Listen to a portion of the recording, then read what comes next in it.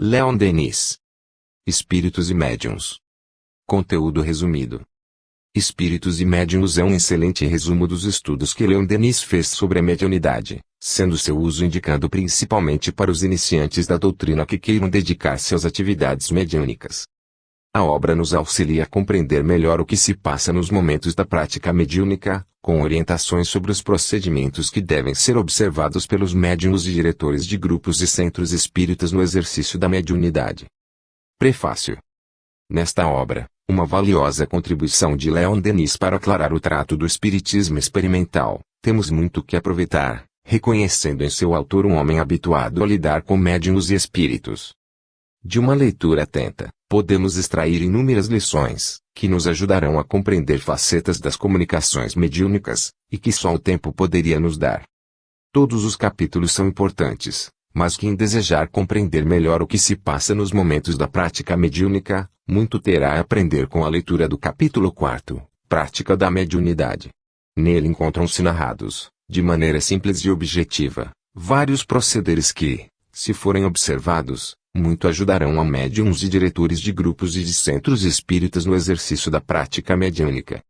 A recomendação do uso da oração e do recolhimento, antes do início das reuniões, a impregnação fluídica, que deve acontecer antes de todas as sessões, as dificuldades que surgem pela existência de pensamentos divergentes, que formam correntes fluídicas desencontradas, a análise dos dois maiores obstáculos que o médium tem a vencer, o espírito de lucro e o orgulho, os resultados que uma segura atitude moral proporciona, a absorção dos fluidos dos mundos superiores, e também os esforços que os médiuns devem empregar, continuadamente, para merecerem a assistência dos bons espíritos, ali estão descritos e analisados de maneira prática e objetiva.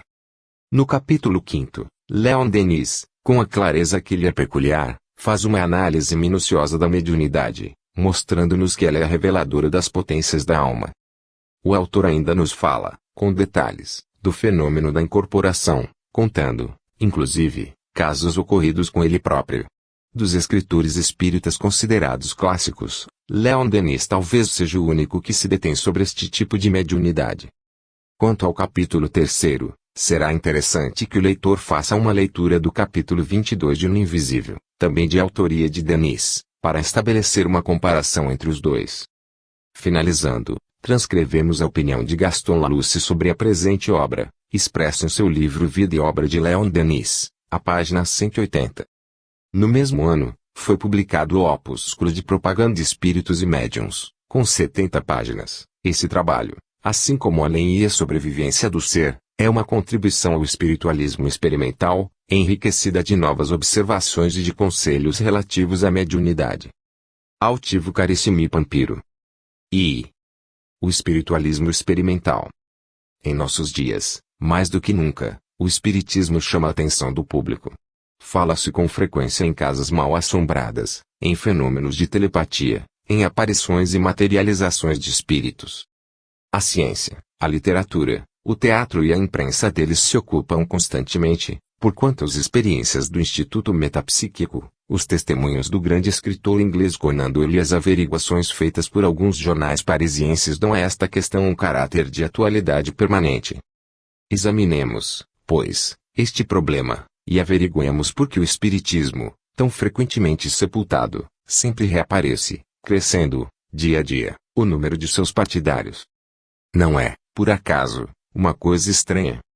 Talvez, na história, jamais se tenha produzido nada igual. Nunca se viu um conjunto de fatos, considerados impossíveis a princípio, cuja ideia provocava, em geral, antipatia, receio, desdém, fatos que citavam a hostilidade de várias instituições seculares, acabarem por se impor a atenção e até a convicção de homens cultos, competentes, autorizados por suas funções e por seu caráter. Esses homens, inicialmente céticos, terminaram por reconhecer e afirmar a realidade dos aludidos fenômenos, depois de os estudar, investigar e experimentar. O ilustre sábio inglês William Crookes, conhecido no mundo inteiro pelo descobrimento do estado radiante da matéria, e que durante 3 anos obteve, em sua casa, materializações do espírito Katia King, em condições de controle rigoroso, falava, a propósito dessas manifestações: eu não digo que isto seja possível, Eu digo, isto é. Oliver Lodge, reitor da Universidade de Birmingham, membro da Sociedade Real, escreveu: fui levado, pessoalmente, à certeza da existência futura, por provas que repousam sobre uma base estritamente científica.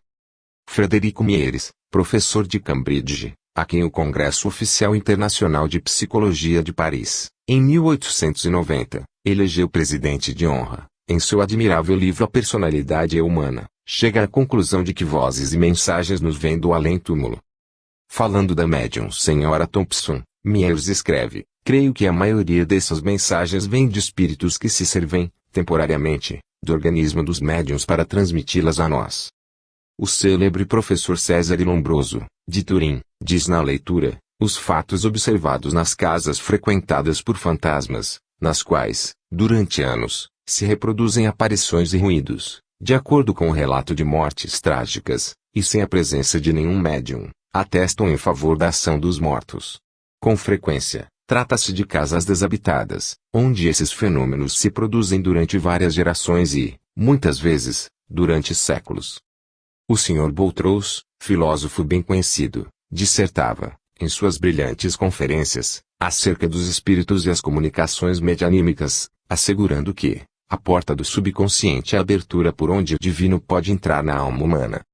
Às vezes, dizia, as revelações espíritos são tão estranhas que parece, efetivamente, estar, o médium, em comunicação com diferentes seres dos que lhes são acessíveis normalmente. William James, reitor da Universidade de Harvard, New York, eminente psicólogo falecido há alguns anos, afirmava a verossimilhança das comunicações com os mortos, em seu estudo publicado no ano de 1909, no Proceedings, acerca de seu amigo Dixon, já falecido, que vinha conversar com ele pela mediunidade da Sra. Piper. James escrevia que estes fenômenos dão a impressão irresistível de que é realmente a personalidade de Dixon, com suas características próprias e, mais adiante, o sentimento dos assistentes era de que conversavam com o verdadeiro Dixon. A origem do espiritismo, o espiritualismo moderno, está na América. Na realidade, os fenômenos do além-túmulo se encontram na base de todas as grandes doutrinas do passado. Em quase todos os tempos, o mundo dos vivos manteve relação com o mundo invisível. Porém, na Índia, no Egito e na Grécia, esses estudos eram privilégio de um pequeno número de investigadores e de iniciados, e os seus resultados se ocultavam cuidadosamente. Para que esse estudo fosse acessível a todos, e se conhecessem as verdadeiras leis que regem o mundo invisível, para ensinar os homens a ver nesses fenômenos, não uma ordem de coisa sobrenatural, mas um domínio ignorado da natureza e da vida, era necessário o trabalho enorme dos séculos, todos os descobrimentos da ciência, todas as conquistas do espírito humano sobre a matéria. Era preciso que o homem conhecesse seu verdadeiro lugar no universo, que aprendesse a medir a debilidade de seus sentidos e a sua impotência para explorar, por si mesmo e sem ajuda, todos os domínios da natureza viva. A ciência, com seus inventos, atenuou essa imperfeição de nossos órgãos. O telescópio abriu aos nossos olhos os abismos do espaço, o microscópio nos revelou infinitamente pequeno, assim surgiu a vida, tanto no mundo dos infusórios como na superfície dos globos gigantes que giram na profundidade dos céus. A física descobriu as leis que regulam a transformação das forças e a conservação da energia e, também, as leis que mantêm o equilíbrio dos mundos. A radioatividade dos corpos revelou a existência de poderes desconhecidos e incalculáveis, raio-x, ondas hertzianas, e radiações de todas as classes e de todos os graus. A química nos fez conhecer as combinações da matéria. O vapor e a eletricidade vieram revolucionar a superfície do globo, facilitando as relações entre os povos e as manifestações do pensamento, para que as ideias resplandeçam e se propaguem a todos os pontos da esfera terrestre. Hoje, o estudo do mundo invisível vem completar essa magnífica ascensão do pensamento e da ciência.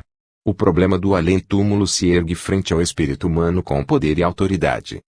Nos fins do século XIX, o homem, desenganado de todas as teorias contraditórias e de todos os sistemas incompletos que se lhe apresentavam, abandonava-se à dúvida, perdia, cada vez mais, a noção da vida futura. Foi então que o mundo invisível veio até ele e o perseguiu até sua própria morada. Por diversos meios, os mortos se manifestaram aos vivos. As vozes do além-túmulo falaram. Os mistérios dos santuários orientais, os fenômenos ocultos da Idade Média, após um largo silêncio, reapareceram. O Espiritismo nasceu. As primeiras manifestações do espiritualismo moderno se produziram além dos mares, num mundo jovem, rico de energia vital, de expansão ardente, menos exposto que a velha Europa ao espírito de rotina e os prejuízos do passado. Dali as manifestações se espalharam por todo o globo. Essa eleição foi profundamente sensata, pois a Livre América era, com efeito, o ambiente mais propício para uma obra de difusão e de renovação. Por isso ali se contam, hoje, 20 milhões de espiritualistas modernos. Mas, tanto de um lado do Atlântico quanto do outro, embora com intensidades diferentes, as fases de progresso da ideia espírita têm sido idênticas. Em ambos os continentes, o estudo do magnetismo e dos fluidos havia preparado certos espíritos para a observação do mundo invisível. A princípio, se produziram fatos estranhos em todas as partes, fatos dos quais ninguém se atrevia a falar, senão em voz baixa, na intimidade. Depois, pouco a pouco, se foi elevando o tom. Sábios, homens de talento, cujos nomes são garantia de honorabilidade e de sinceridade, se atreveram a falar desses fatos em voz alta, afirmando-os.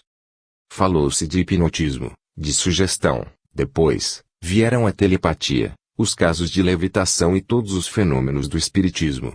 Agitavam-se mesas em louca rotação, deslocavam-se objetos, sem nenhum contato, ressoavam golpes nas paredes e nos móveis.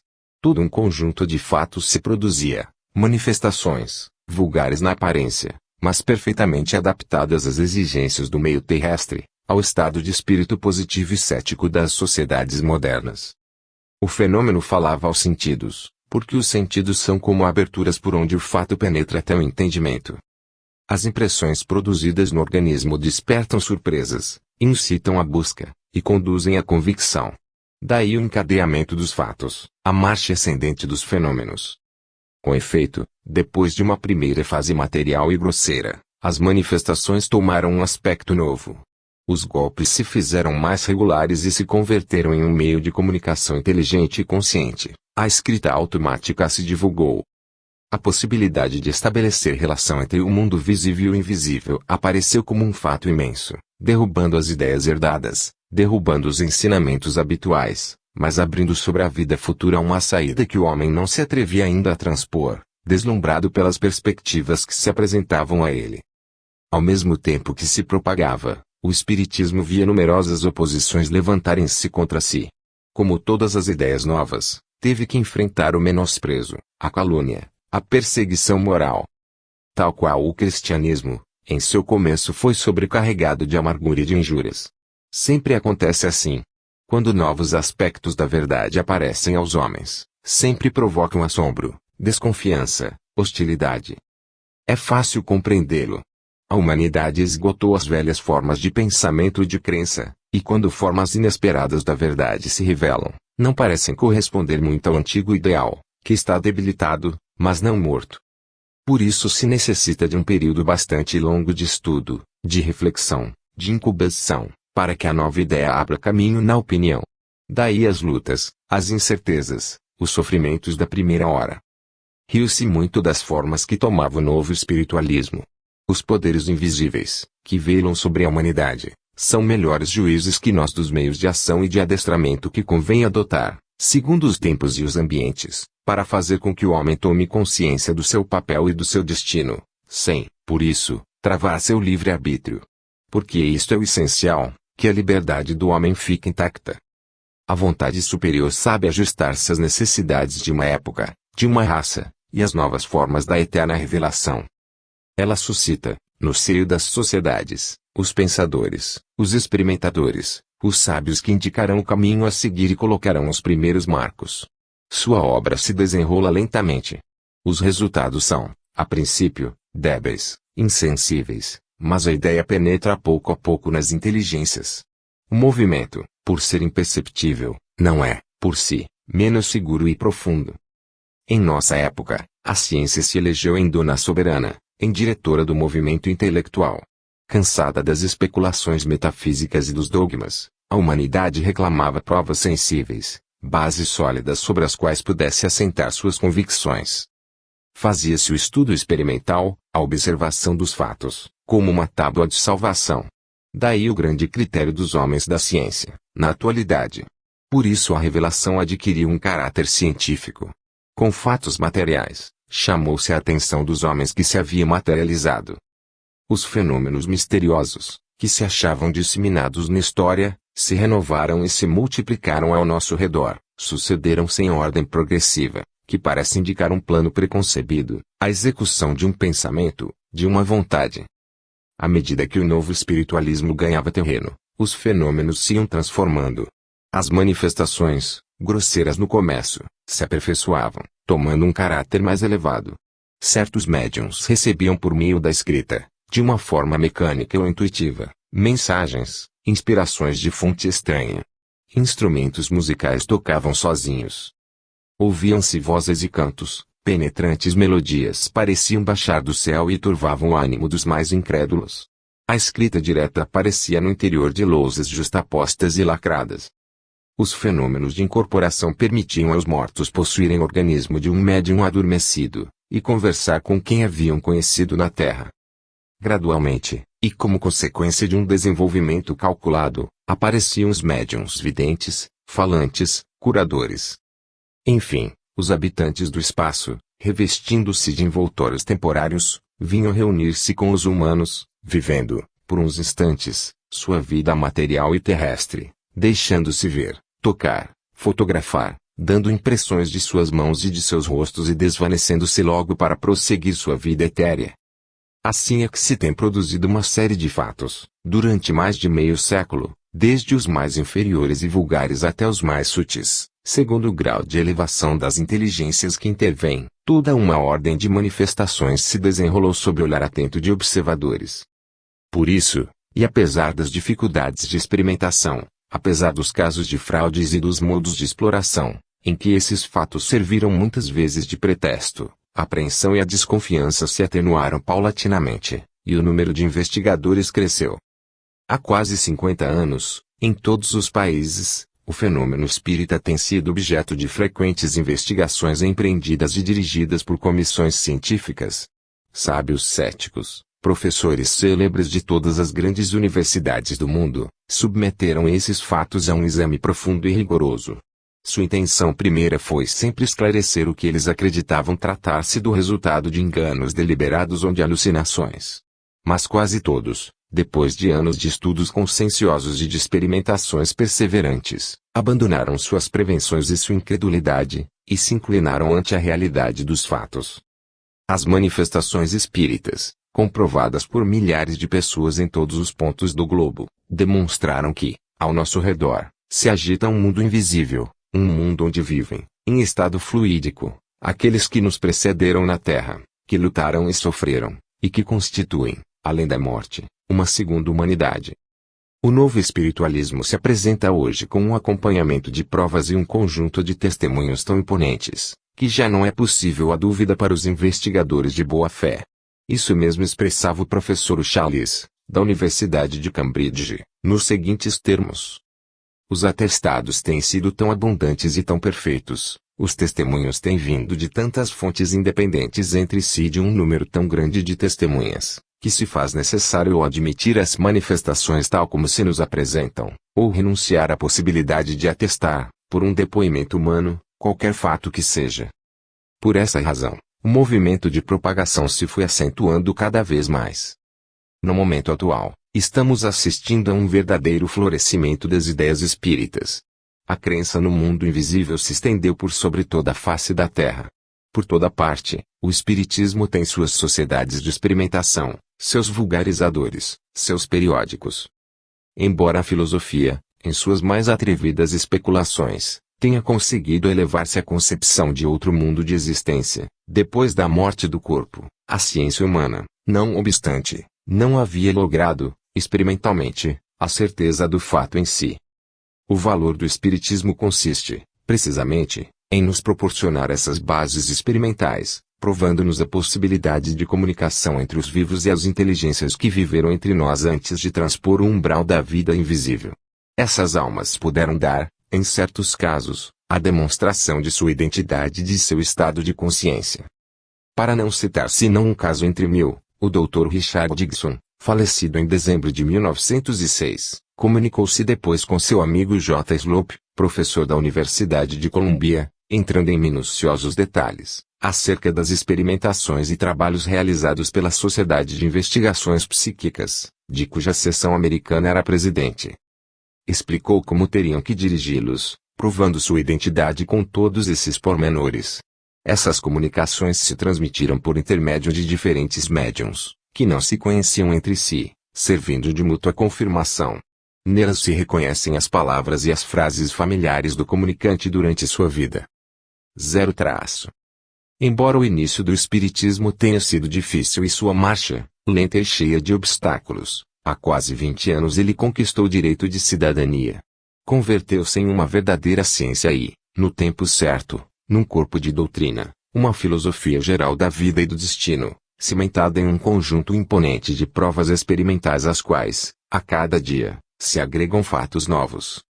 Essa ciência, essa doutrina, nos tem demonstrado, cada vez melhor, a realidade de um mundo invisível, incomensurável, povoado de seres viventes, que até agora haviam passado despercebidos aos nossos sentidos.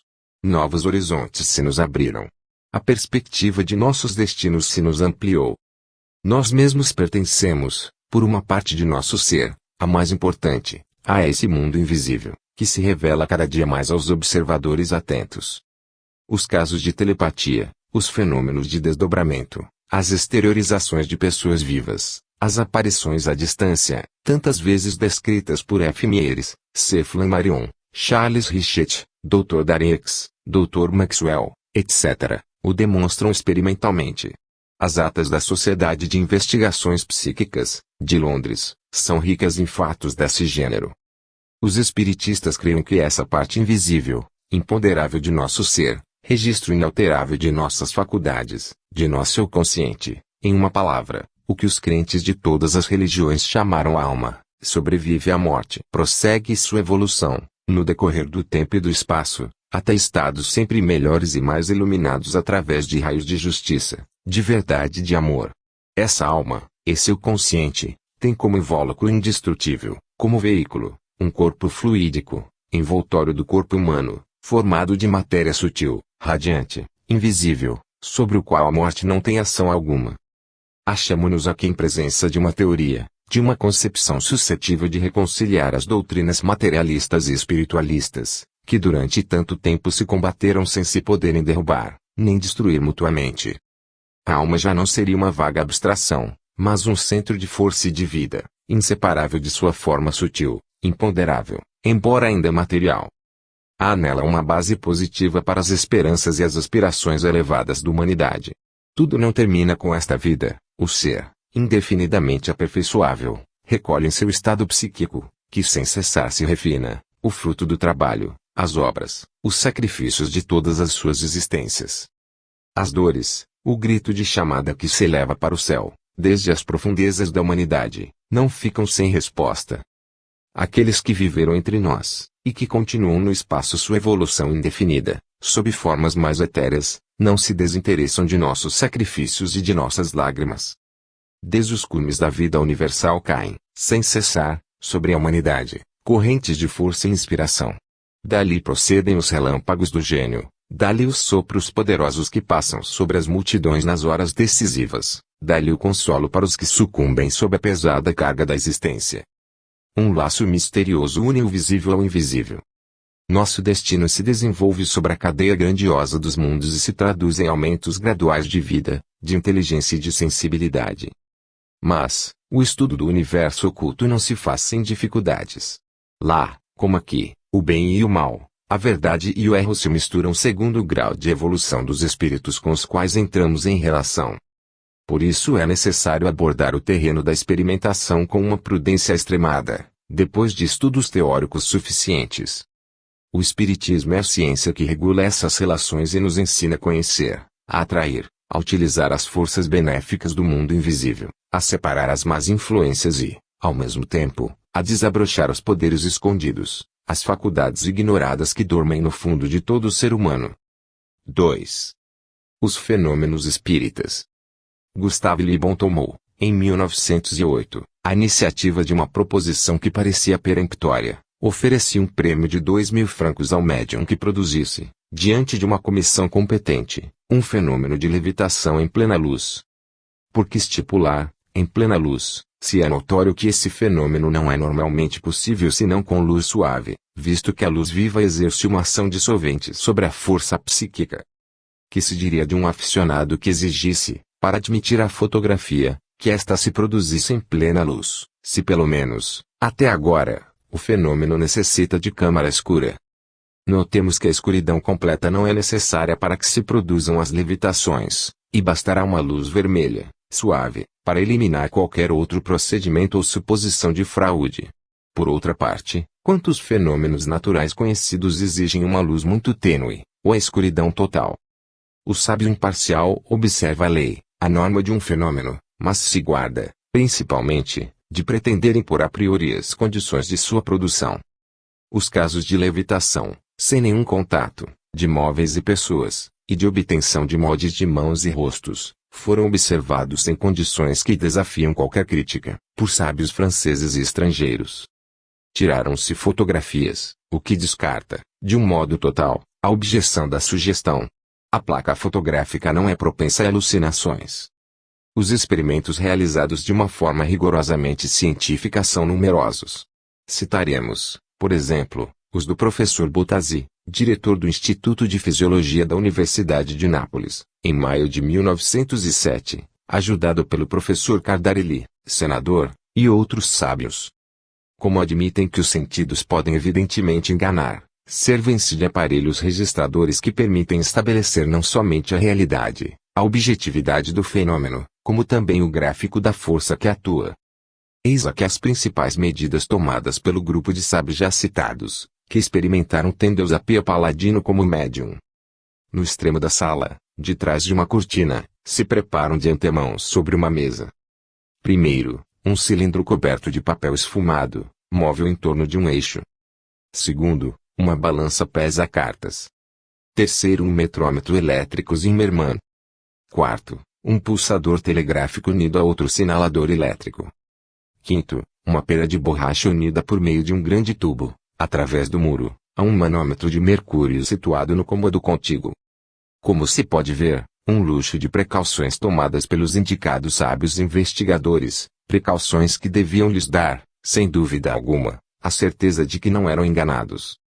Nessas condições, todos os aparelhos foram controlados à distância, enquanto as mãos de Eusapia se achavam presas por dois dos experimentadores, os demais formavam círculo ao seu redor. Há 30 anos, Eusapia operava em Milão. O diário Italia del Popolo, daquela cidade, publicou, com data de 18 de novembro de 1892, um suplemento especial com as atas de 17 sessões ali realizadas. Esse documento está firmado, com os seguintes nomes: Schiaparelli, diretor do Observatório Astronômico de Milão; Aksakov, conselheiro de Estado russo; Porfirio e Gerosa, professores universitários; Ermácora e Finzi, doutores em física; Charles Richet, professor da Faculdade de Medicina de Paris, diretor da revista científica; e César Lombroso, professor da Faculdade de Medicina de Turim.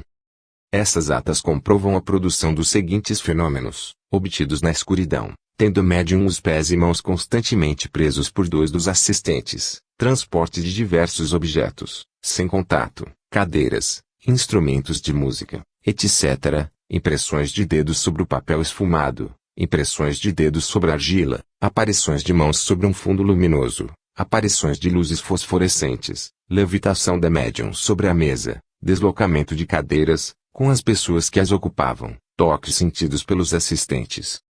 Em suas conclusões, os experimentadores nomeados deixam estabelecido que, em razão das precauções tomadas, não era possível fraude alguma. Do conjunto de fenômenos observados, dizem, deduz-se o triunfo de uma verdade que se fez injustamente impopular. Que esplendor de linguagem poderia igualar o valor comprobatório desse estilo claro e conciso? A esses testemunhos, poderiam acrescentar-se centenas de outros de igual valor. Resultarão nulos, aos olhos de nossos contraditores, e será necessário recomeçar as experimentações a cada nova exigência. As sessões de Eusapia incluem outros fenômenos ainda mais importantes. O professor Lombroso escrevia na Arena, de fevereiro de 1908. Depois do deslocamento de um objeto muito pesado, Eusapia, em estado de transe, me disse: por que perdes o tempo nestas bagatelas? Eu sou capaz de te mostrar a tua mãe, mas é preciso que penses nisso intensamente. Estimulado por esta promessa, depois de meia hora de sessão, senti um intenso desejo de ver se ela se cumpria, e a mesa pareceu dar seu assentimento a meu pensamento íntimo, com seus habituais movimentos de sucessivas elevações. Logo, numa semi-escuridão, a luz vermelha, vi aparecer uma forma um tanto encurvada, como era de minha mãe, coberta com um véu, e que contornou a mesa para chegar até mim, murmurando palavras que alguns presentes ouviram, mas que a minha meia surdez não me permitia entender. Então, ao suplicar-lhe que as repetisse, ela, presa de uma viva emoção, me disse: César, filho meu. Depois, tirando seu véu, me deu um beijo. Lombroso recordava a continuação das comunicações escritas ou faladas em línguas estrangeiras, as revelações de fatos desconhecidos, tanto da médium quanto dos assistentes, e os casos de telepatia. Na Inglaterra, o fantasma de Katia King foi fotografado por William Crookes, o que destrói toda hipótese de sugestão. Em um discurso pronunciado no dia 30 de janeiro de 1908, na Sociedade de Investigações Psíquicas, de Londres, Oliver Lodge, reitor da Universidade de Ciências, Royal Society, fala de mensagens obtidas por certos médiums mediante a escrita automática.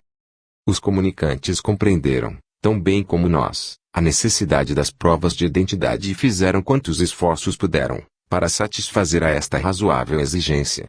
Alguns de nós pensamos que as conseguimos, outros ainda duvidam.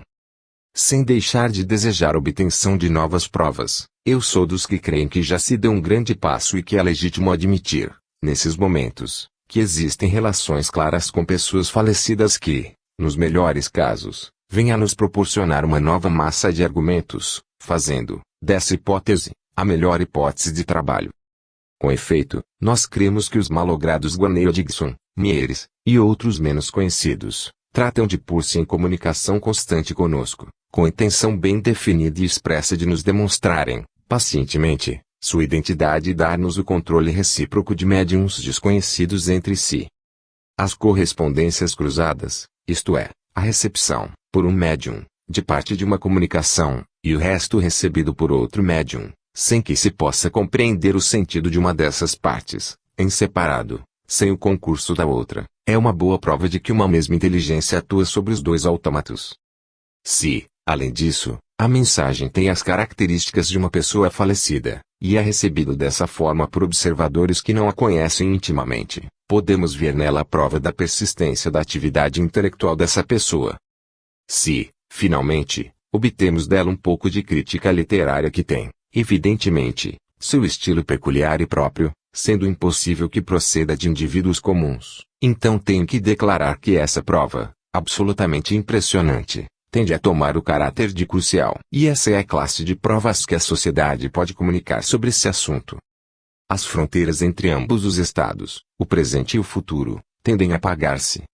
Assim como, em meio ao ressoar da água e dos ruídos diversos, durante a perfuração de um túnel, ouvimos, de vez em quando, o ruído dos escavadores que vêm para nós pelo lado oposto. De igual modo ouvimos, a intervalos, os golpes de nossos camaradas passados para o além-túmulo. A todos esses testemunhos eu agregaria o meu pessoal. 30 anos de experimentação rigorosa, verificada em ambientes diversos com numerosos médiums, me demonstraram que, se os fenômenos chamados psíquicos se explicam em parte pela exteriorização de forças que emanam dos vivos, uma quantidade importante deles só podem ser explicados com a intervenção de entidades invisíveis, entidades estas que são os espíritos dos mortos, que subsistem sob formas sutis, imponderáveis, cujos elementos pertencem à matéria refinada. A explicação espírita é, pois, a única que responde, de uma maneira completa, à realidade dos fenômenos considerados em seus múltiplos aspectos. Eles nos proporcionam a prova de que um oceano de vida invisível nos rodeia, nos envolve, e que, para mais além, o ser humano encontra a si mesmo na plenitude de suas faculdades e de sua consciência. 0. Fiel a método experimental, Apresento alguns fatos mais que demonstram a realidade de uma intervenção invisível e dão indicações sobre sua natureza e sua identidade. Os fatos me parecem muito mais eloquentes que todos os comentários. Eis aqui a cópia de uma ata que tenho à vista. Em 13 de janeiro de 1899, 12 pessoas se reuniram em casa do Sr. Davi, na Praça Corps Saints, 9, em Avignon, para realizar sua sessão semanal de espiritismo. Depois de um momento de recolhimento, vimos a médium, Senhora Galas, em transe, voltar-se para o padre Grimaldi e falar-lhe com a linguagem mímica utilizada por certos surdos mudos. Sua rapidez de movimento era tal que rogamos ao espírito que se comunicasse mais devagar, o que ele fez em seguida. Por precaução, cuja importância se verá em seguida, o padre Grimaldi não fez senão enunciar as letras, à medida que a médium as transmitia. Como cada letra isolada não significava nada, era impossível, ainda que desejasse, interpretar o pensamento do espírito. Pudemos conhecê-lo somente ao final da comunicação, quando esta foi lida por um dos membros do grupo encarregado de transcrever as letras. Ademais, a médium empregou um duplo método, o de enunciar as letras de uma palavra, para indicar sua ortografia, única forma sensível aos olhos, e o de enunciar a articulação, sem ter em conta a forma gráfica, método este que o Sr. Fourcade inventou e que se emprega somente no estabelecimento de surdos mudos de Avignon. Esses detalhes foram explicados pelo padre Grimaldi, diretor e fundador da dita instituição. A comunicação, que se referia à obra altamente filantrópica, a que estava dedicado o padre Grimaldi, era assinada por irmão Fourcade, falecido em Caen. Nenhum dos assistentes, excetuando o venerável sacerdote, conheceu, nem pôde conhecer o autor dessa comunicação, nem seu método, embora ele tenha passado algum tempo em Avignon, faz 30 anos. Assinaram a ata todos os membros do grupo que assistiram àquela sessão: Tournier, diretor do Banco da França; Roussel, diretor da banda do 58º Regimento; Dumenache, tenente do 58º Regimento; Davi, comerciante; Bremond e Canoel, senhoras de Tournier, Roussel, Davi e Bremond. A dita ata se anexa o seguinte testemunho. O infraassinado, Grimaldi, presbítero, diretor e fundador da instituição para inválidos da palavra, surdos mudos, tartamudos e meninos anormais, de Avignon, certifica a exatidão absoluta de tudo quanto se detalha acima. Em honra à verdade, devo dizer que estava longe de esperar semelhante manifestação. Compreendo toda a importância da mesma desde o ponto de vista da realidade do espiritismo, do qual sou fervoroso adepto, não tendo inconveniente em declará-lo publicamente. Avignon, 17 de abril de 1899. Firmado, Grimaldi, presbítero. Podemos citar, ademais, a aparição fotografada de um colono, relatada por W. Stead, o grande publicitário inglês desaparecido na catástrofe do Titanic. Este colono, chamado Piet Bota, era absolutamente desconhecido de Stead, e foi reconhecido mais tarde por vários delegados da África do Sul chegados à Inglaterra. 0 traço. Falando das provas de identidade proporcionadas por mortos, Arthur Conan Doyle, o grande escritor inglês, em seu livro A Nova Revelação, recorda o caso de um espírito desconhecido que dizia chamar-se Manton, haver nascido em Lawrence Lydiard, e estar enterrado em Stoke-Sternington, desde 1677. Demonstrou-se depois, perfeitamente, que um homem assim chamado viveu, e foi capelão de Olivier Cromwell. E acrescentava: visto que Julia Ames pôde revelar ao Sr. Stead detalhes de sua própria existência nesta terra, que ele não podia suspeitar, e cuja exatidão mais tarde se comprovou, também nos encontramos inclinados a admitir como verdadeiras essas revelações cuja prova não se pôde obter.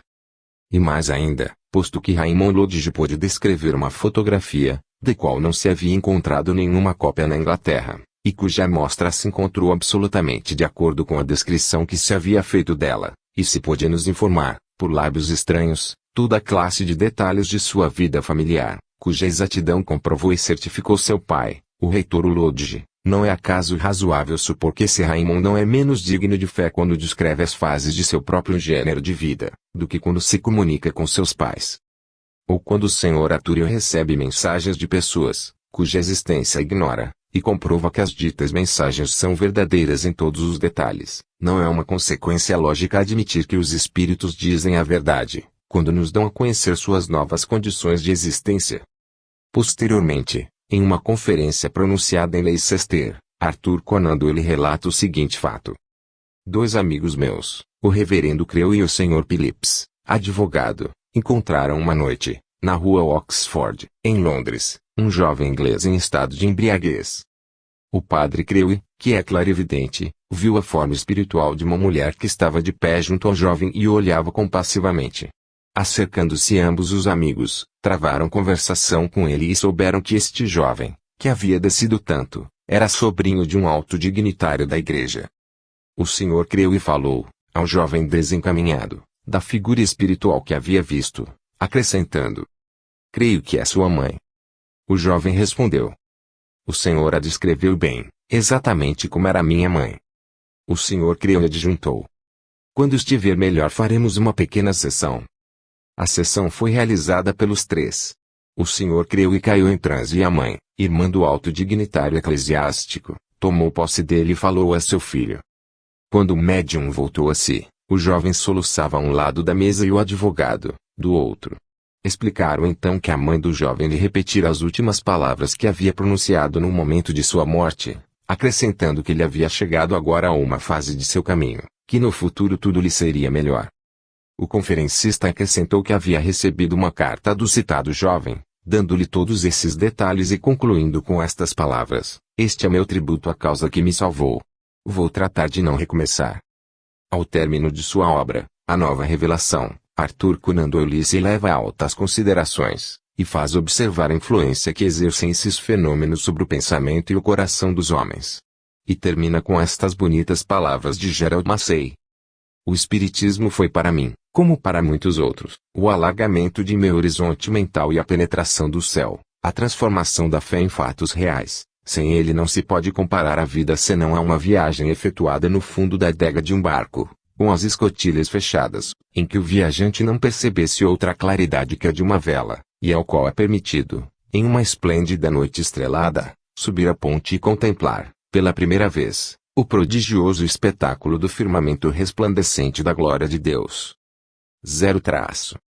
Mais recentemente, o pastor Wynne, que goza de certo renome como pregador na Inglaterra, publicou um pequeno volume, muito substancioso, em que relata toda uma série de fenômenos comprobatórios da sobrevivência de seu filho Ruperto. Este jovem, caído gloriosamente nas linhas inglesas, durante o grande cataclismo, manifestou-se de diferentes maneiras, por vários médiuns que não o conheciam, nem a seu pai, em condições notáveis de autenticidade.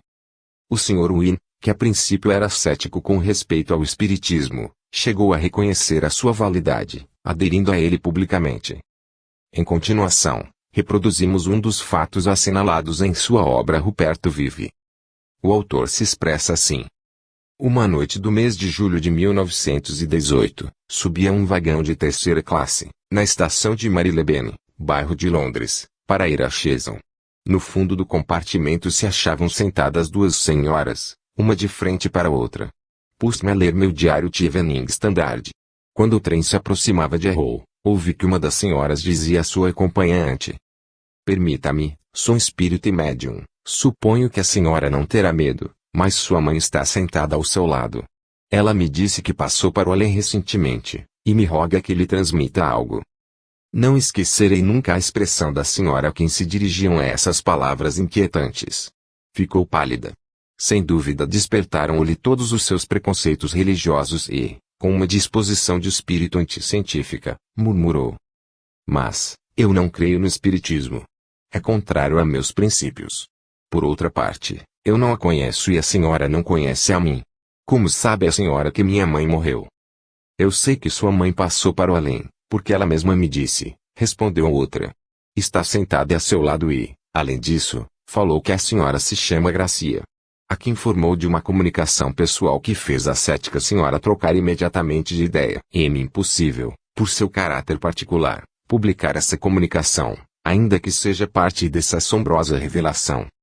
Voltando-se para mim, a médium disse: creio conhecê-lo. É o Sr. Wynne, de Chesham, verdade? Seu filho Ruperto veio outra noite a uma de minhas reuniões e me rogou que lhe pedisse para ter uma sessão com meu marido e comigo, em sua biblioteca, e que permitisse a meu marido fotografá-lo. A senhora me falava tranquilamente, e de um modo muito natural, como se estivesse me oferecendo uma taça de chocolate. Senhora, disse-lhe, tanto minha esposa quanto eu teremos muito gosto em recebê-la. A senhora Rice, assim se chamava médium, veio a Chisholm com seu marido. Sentamo-nos em minha biblioteca. Essa senhora, que vive em Nara, Northwood, Middlesex, nunca havia estado em nossa casa. Eu não lhe havia dito nada de Ruperto, e tinha preparado certas perguntas para pôr à prova sua clarividência. Fazia só alguns minutos que se havia sentado quando se manifestou W. T. Stead. Era o aspecto, os trejeitos, a voz do grande periodista, que me deu provas de sua identidade verdadeiramente incontestáveis. Depois veio Ruperto, falando com seu tom familiar habitual. Respondendo às minhas perguntas, mostrou o lugar da casa onde dormia, a gaveta onde colocava suas cartas. Falou da gata que uma vez trouxe do campo, pequenina, suja e meio morta, disse-nos o nome dela, a cor do pelo, e deu uma porção de detalhes de nossa vida íntima que a médium não podia conhecer de maneira nenhuma. Depois, obtivemos a fotografia de Ruperto, de forma tal que os peritos fotógrafos, a quem ela foi mostrada, afirmaram-me que seria impossível, com todos os seus recursos, obter um resultado semelhante. Todos os membros da família e amigos de meu filho o reconheceram imediatamente. Como conclusão, o pastor Wayne declara: antes eu acreditava na sobrevivência, só pelo ato da fé. Hoje, creio nela porque sei que é certa. Com respeito às suas convicções religiosas, acrescenta: estas investigações tiveram como resultado fortificar minha crença em Cristo e nos ensinamentos do Novo Testamento. Hoje compreendo centenas de coisas da Bíblia que antes não podia compreender. 3. Natureza da mediunidade. Chama-se mediunidade o conjunto de faculdades que permitem ao ser humano comunicar-se com o mundo invisível. O médium desfruta, por antecipação, dos meios de percepção e de sensação que pertencem mais à vida do espírito que à do homem, por isso tem o privilégio de servir de traço de união entre eles.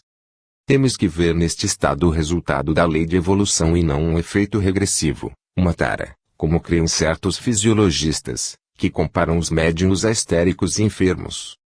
Esse equívoco provém do fato de a grande sensibilidade à impressionabilidade de certos médiuns provocarem em seu organismo físico perturbações sensoriais e nervosas, mas esses casos são exceções, que seria errado generalizar, porque a maioria dos médiuns possui boa saúde e um perfeito equilíbrio mental. Toda extensão das percepções da alma é uma preparação para uma vida mais ampla e mais elevada, uma saída aberta a um horizonte mais vasto. Sob este ponto de vista, as mediunidades, em conjunto, representam uma fase transitória entre a vida terrestre e a vida livre do espaço. O primeiro fenômeno desse gênero, que chamou a atenção dos homens, foi o da visão.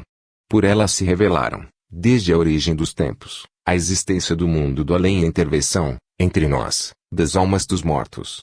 Estas manifestações, ao se repetirem, deram nascimento ao culto dos espíritos, ponto de partida e base de todas as religiões.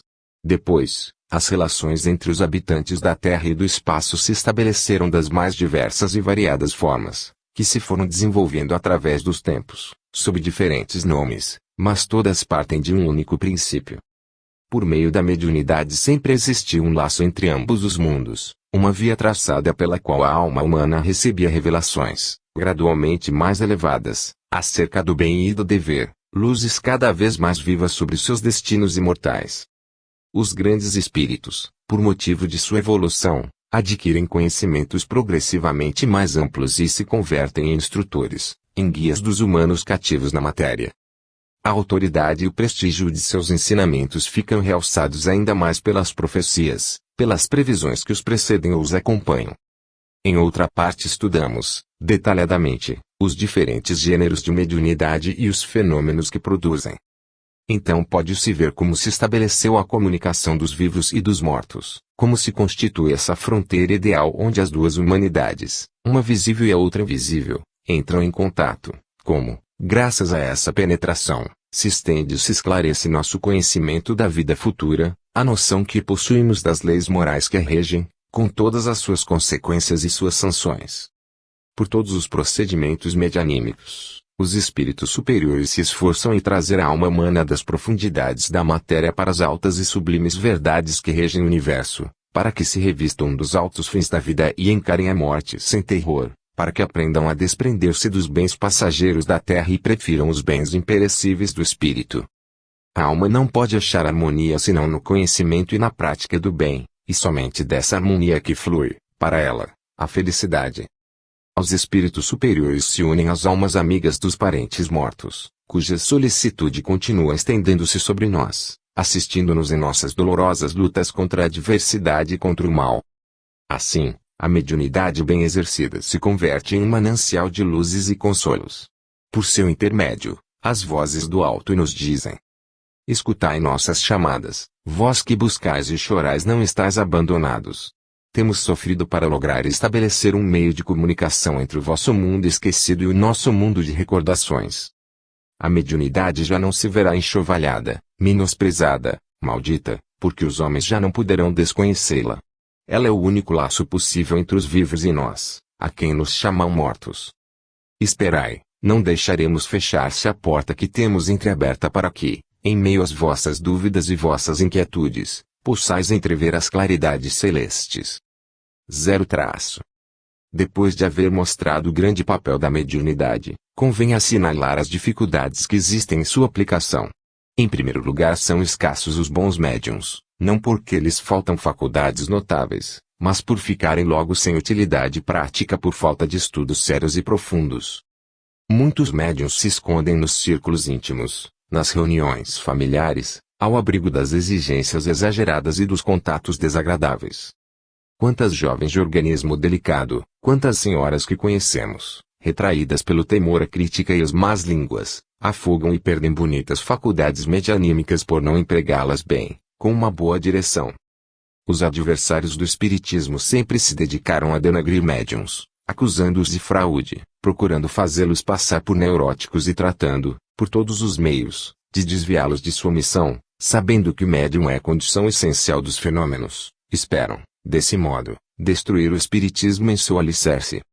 É importante que façamos fracassar essa tática e, para isso, temos de dar ânimo e ajuda aos médiuns, rodeando o exercício de suas faculdades de todas as precauções necessárias. A guerra ceifou milhões de vidas em plena juventude e virilidade. As epidemias, os açoites de todas as classes, deixaram enormes vazios no seio das famílias.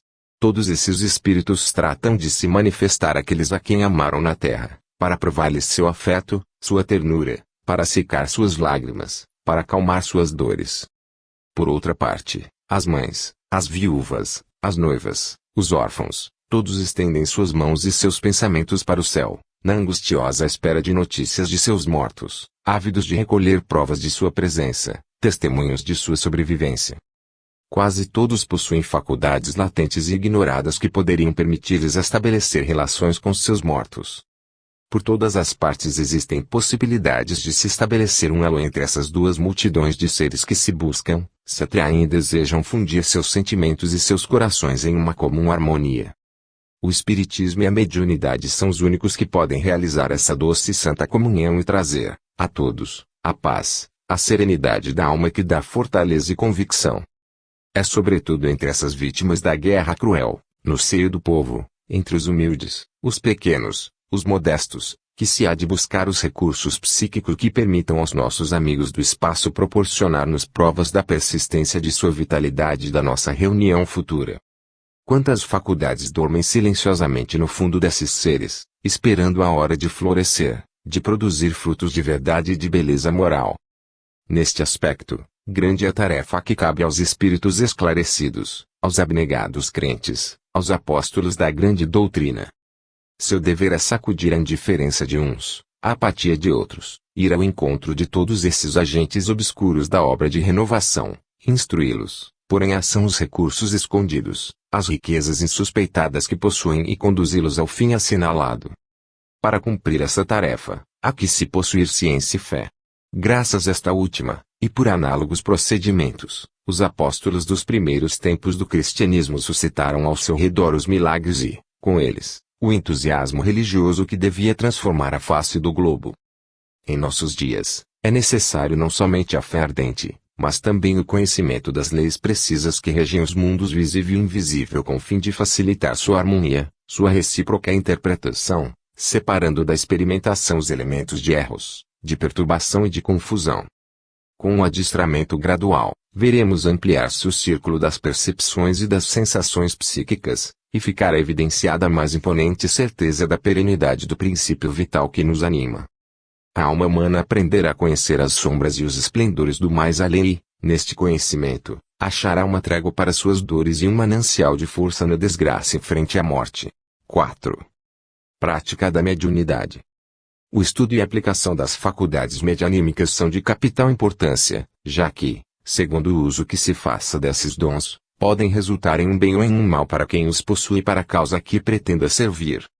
O espiritismo é uma arma de dois gumes, arma poderosa, com o apoio dos espíritos elevados, para combater os erros, a mentira e todas as misérias morais da humanidade, mas também uma arma perigosa pela ação dos espíritos inferiores e maus. Nesse caso, pode voltar-se contra os médiuns e os experimentadores e ferir-lhes a saúde e a dignidade, causando desordens graves. Na experimentação espírita, tudo depende dos invisíveis. A natureza e a qualidade de sua ação variam segundo o valor das entidades que se manifestam. Os espíritos elevados derramam, sobre nós, fluidos puros e benéficos, que reconfortam nossas almas e acalmam nossas dores, predispondo-nos à bondade e à caridade. Em nosso relacionamento com eles, obtemos as forças necessárias para vencer nossos defeitos e nos aperfeiçoarmos.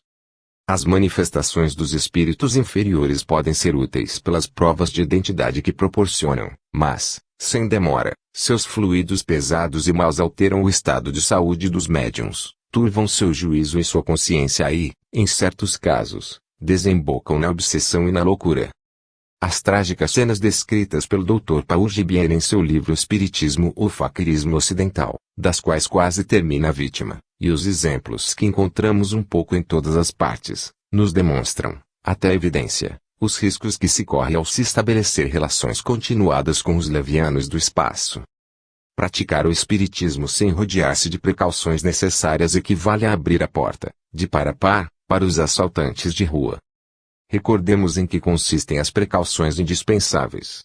Antes de cada sessão, há que se invocar os espíritos guias e assegurar uma proteção eficaz que, afastando as más influências, estabeleça no ambiente invisível a mesma disciplina que o presidente do grupo deve impor aos assistentes.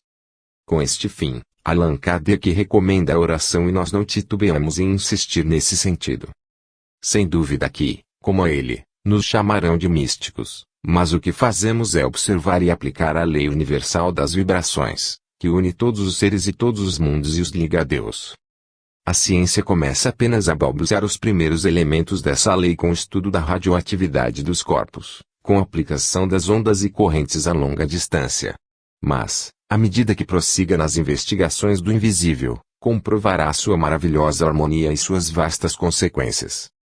A partir deste ponto de vista, lhe estão reservados esplêndidos descobrimentos, porque nisso reside todo o segredo da vida superior, da vida livre do espírito no espaço e as regras de suas manifestações. Com o pensamento e a vontade podemos pôr em movimento todas as forças escondidas em nós mesmos. Nossas irradiações fluídicas se impregnam das qualidades ou dos defeitos dos pensamentos e criam, em torno de nós, um ambiente de conformidade com nosso estado de alma. Como a oração é a expressão mais alta e mais pura do pensamento, traça uma via fluídica que permite às entidades do espaço descerem até nós e se comunicarem. Nos grupos ela constitui um meio favorável à produção de fenômenos de ordem elevada, ao mesmo tempo que preserva contra os maus espíritos. Para que seja eficaz e produza todo o efeito desejado, a oração deve ser um chamamento ardente, espontâneo e, por conseguinte, de breve duração. Pelo contrário, as orações vulgares, recitadas da boca para fora, sem calor comunicativo, não produzem senão irradiações débeis e insuficientes. Fácil, portanto, será compreender a necessidade de que haja, nas sessões, união de pensamentos e vontades. Deve-se ter presente, sobretudo, a importância que exercem nas emissões fluídicas os sentimentos de fé, de confiança, de desinteresse, em uma palavra, todas as qualidades morais, as facilidades que elas dão aos bons espíritos, de par com os obstáculos que opõem a ação dos espíritos mal intencionados. E, tudo isso, sem excluir o livre exame e as condições de controle que nenhum observador deve abandonar jamais. Tampouco há que se surpreender se os resultados obtidos são relativamente trabalhosos e pobres em ambientes em que reina uma atmosfera de ceticismo, onde se pretende dar ordens aos fenômenos e aos espíritos, e nos que, sem saber, criam